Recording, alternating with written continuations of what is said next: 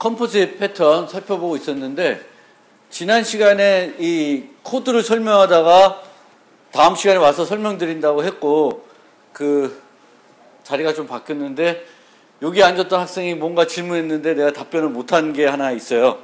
그래서 그거 같이 설명을 드리겠습니다. 그래서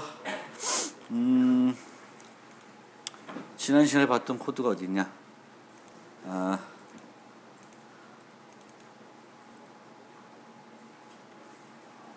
이건가?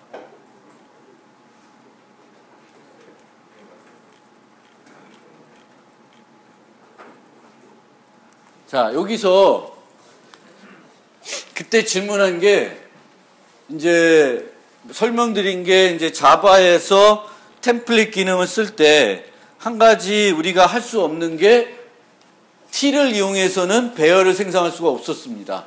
그래서 t list equal new t10 뭐 이렇게는 t max가 안 됐어요. 그래서 이걸 어떻게 만들었냐면은 여기다는 배열을 하고 생성자에서 초기 배열 크기를 받았습니다. 그런데 그렇게 하고 제가 설명할 때는 여기 이제 확장할 때 arrays copy of를 써서 이제 쉽게 확장하면 된다. 물론 여러분들이 원하면 코딩을 할 수 있는데 그 뭐 하냐 라이브러리 쓰라 라고 이렇게 말씀드렸는데 그 질문한 사람이 이 라이브러리 쓰지 않고 어떻게 만드냐 만들 수가 없다 라고 설명을 드렸는데 생각해 보니까 이제 자바에서는 그 이전에 썼던 템플릿 이전에 썼던 방법을 생각해 보면 한 가지 솔루션이 있긴 있어요. 그래서 그거를 간단히 말씀드리면 t 대신에 뭘 쓰냐면은 아니면은 그 공간에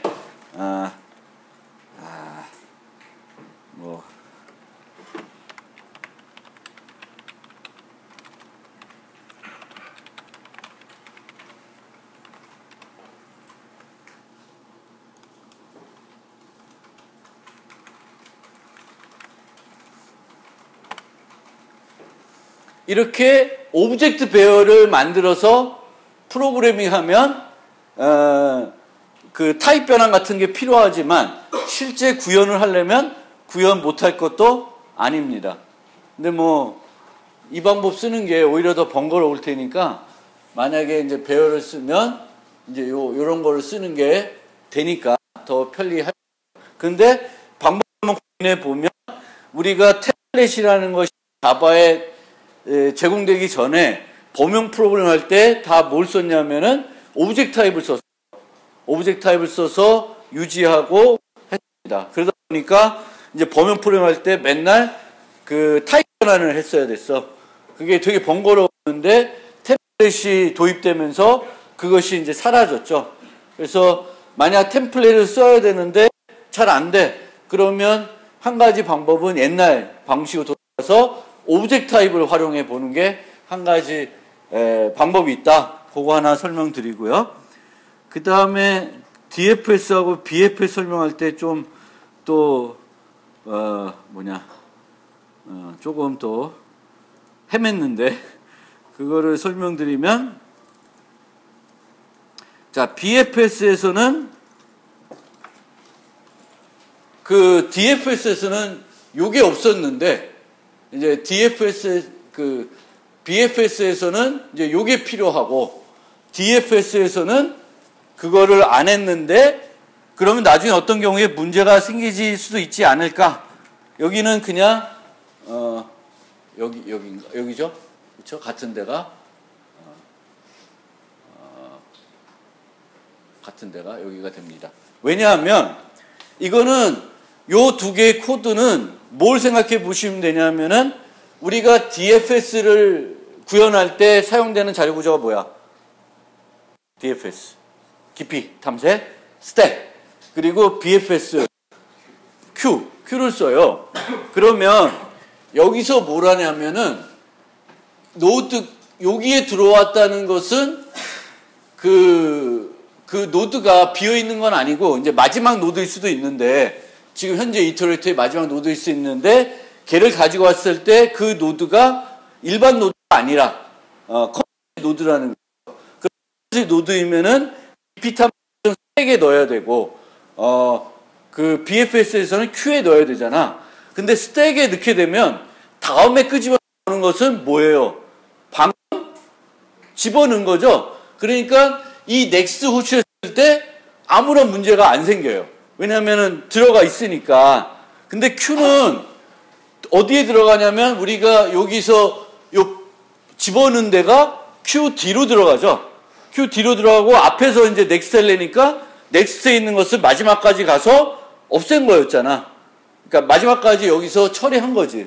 그래서 안 된 거예요. 그렇기 때문에 BFS에서는 현재 이터레이터가 has next가 없으면 요 노드가 마지막 노드고 걔가 컴포지트에서 Q에 넣었으면 이제 Q 프론트에는 내가 지금 쓰고 있는 반복자지 이 반복자의 끝까지 와 있는 거예요. 얘를 여기다 넣은 거야.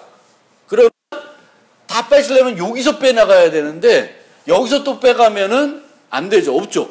empty가 되기 때문에 여기서는 Q의 특성 때문에 얘가 비어있으면 요 앞에 것을 제거해주고 넥스트를 부르면 만약에 비어있으면 얘락도 있을 거 아니에요?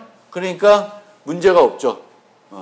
그래서 이렇게 그때 처음에는 똑같이 이제 기본은 그 넥스트 할 때 Q에 피크 해가지고 Q 스택을 피크 해가지고 거기에 들어있는 애를 끝까지 다 했나 안 했나 보고 하면서 얘 중에 그 컴포지트 노드가 있으면 다시 스택이나 Q에 넣는 건데 스택과 Q의 특성 때문에 Q에서는 요 한 문장이 필요한 거죠. 요걸 안 하면은 이제 모든 경우에 항상 문제가 되진 않지만 문제가 되겠죠. 그렇죠? 이 추가된 노드가 뒤에 가지만 스택에서는 요 추가된 노드가 얘보다 앞으로 가버리지.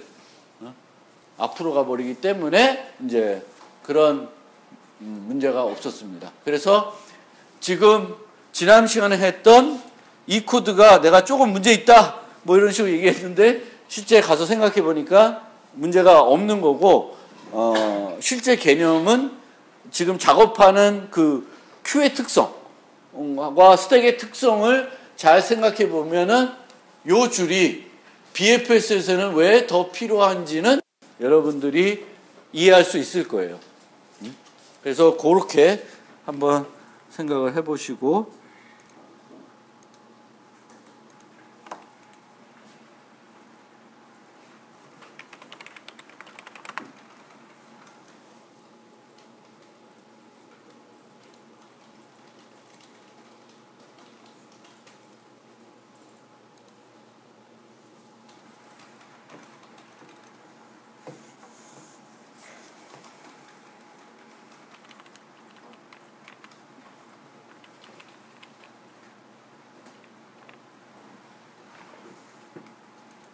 그래서 컴포지트는 트리 구조를 우리가 만들어야 될 때 사용할 수 있는 패턴이고 이 컴포지트 패턴은 단말과 중간 노드들을 하나의 추상 타입으로 일반화시켜서 걔를 가지고 사용할 수 있게 해주는 그런 거예요. 그런 패턴이다. 그런데 지난번에도 말씀드렸듯이 우리가 트리 구조를 필요하다 그래서 항상 실제 내부적으로 그 트리 구조를 저렇게 연결 구조처럼 유지하지 않을 수도 있다. 지난번에 그 자료 구조 시간을 생각해 보면 바이너리 트리 같은 경우에는 오히려 배열 가지고 우리가 작업을 하면 좀 더 임의 접근을 통해서 좀 더 빠르게 처리할 수도 있어요. 그렇죠? 그래서 그런 거는 자료 구조 시간 한번 생각을 해보시고 기본적으로 그 우리 컴퓨터 과학도에서는 DFS나 BFS를 못 짠다. 그러면 학교 다시 다녀야 돼.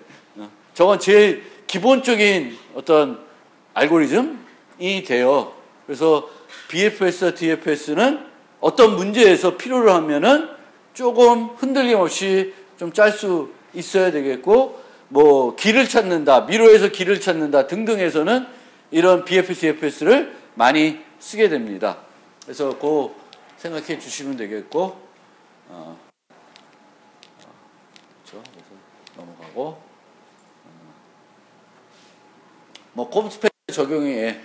파일 시스템, 회사 조직도 레고. 뭐 레고 자체가 진짜 그쵸? 꽂고 그 꽂은 게 전체가 또 하나의 레고 덩어리로 볼 수도 있으니까 그렇게 보시면 되겠고 투부지 패턴은 그렇고요. 반복자 관련된 이제 다른 언어들을 봤는데 그 플러스를 제가 다음 학기에 역학기 강의하려 했더니 뺏겼어. 원래 하시던 분이 있어서 안 주신다 그래서 못하고 자료구조가 한 분반이 남아서 자료구조를 자바 2분반하고 자료구조를 한 분반 하기로 했어요. 혹시 자료구조를 재수하신 분은 저한테 오세요. 근데 이제 자료구조를 C++로 해야 될 것 같은데 이거 보면서 이걸 하면서 머리 아프다 이런 생각을 많이 했어요. 그래서 이 반복자를 보니까 이제 그 C++에도 이터레이터라는 게 있고 반복자를 만들 때 이 이터레이터를 상속해서 만들게 되어 있고 기본적으로는 이 플러스 연산자를 통해서 다음 요소를 접근하게끔 되어 있더라고요. 근데 참 어렵더라고. 그리고 이제 요거를 통해서 데이터를 반환하고 포인터랑 막 복잡하게 쓰여져 있고 그 다음에 이제 이런 이터레이터랑 또 컨스트 이터레이터 구분이 돼야 된다 그러고 머리 아프더라고. 그래서 이렇게 복잡해야 되나. 이제 자바 같은 거를 보면 오히려 참 편했던 것 같은데 어쨌든 이제 이터레이터들을 만드는 게 C++ 같은 경우에는 여러분들이 정말 익숙해지지 않기 전까지 이게 되게 표준적으로 뭘 하기가 이게 쉽지 않은 것 같긴 해요.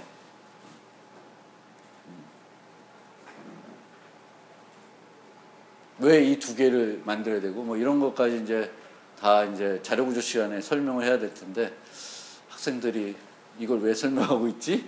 하지 않을까 그런 걱정이 됩니다. 그래서 어쨌든 C++ 언어도 자바도 그 빌트인 이터레이터를 이제 상속받아서 인터페이스를 하는 거죠. 상속은 아니고. 근데 얘도 이렇게 되겠고 여기에 또 뭘 나열하는데 이런 문법도 되게 저한테는 예전에 C++에 있는 문법은 아닌 것 같아요. 그래서 되게 생소한 것 같아요. 그래서 내가 이터레이터를 만드는데 태그는 뭐 인풋인지 무슨 뭔지 뭐 종류가 또 4개 있더라고요. 태그가. 그래서 어떤 종류인지 내가 어떤 타입을 쓸 건지 뭐 이런 걸 명시하고 이제 기본적으로 원래 4개를 쓰게끔 돼 있더라고요.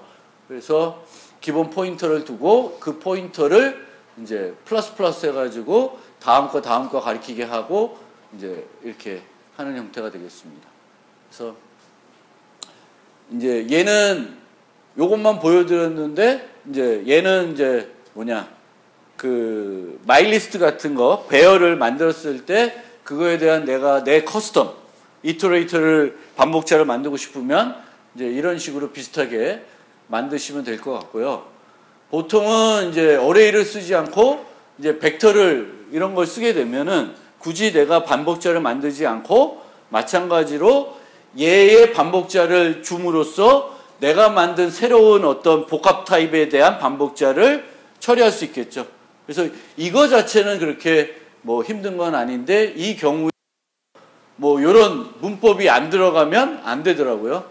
그래서 이 설명이 그 인터넷에 있는데 어쨌든 이 이터레이터라는 타입 요거를 이제 이렇게 요 타입 네임이라는 문법을 써서 이제 이렇게 정의를 해주고 이렇게 되면 이제 내가 정의한 t에 대한 그 이터레이터를 얻어서 쓸 수 있게끔 되어 있습니다. 그래서 이런 데서는 비긴 엔드 시작과 끝을 알려주고 이제 그 다음부터 해가지고 이제 반복해가지고 쓸 수 있게 되어 있죠. C++는 이제 그렇게 생각하시면 되겠고 파이썬은 뭐